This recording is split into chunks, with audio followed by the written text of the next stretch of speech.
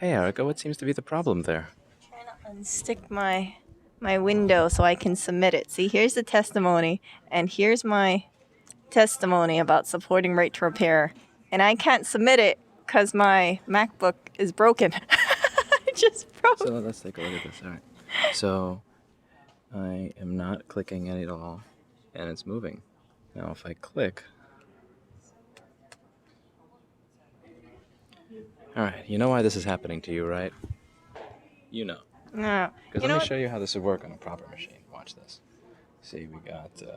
I'm keenly aware of how So this is a a trackpad ThinkPad. works. Now watch this. Watch this. Check this out. I want to take this tab. I want to move it over. I can do this to resize it. And look at this. Look, my mouse moves. I can move it, and then I let go. Well, I I can could move do my this, mouse too. and I could do this. Yeah, but I can let go of things. You know why? Right there. Right there, baby. Okay, See okay. that? Let me try See it. that? You want this, don't you? No, I don't want You it. don't want any? No, I want to have my little. I just can't unstick it. You are trying to write testimony on a right to repair bill against Apple while using an Apple product.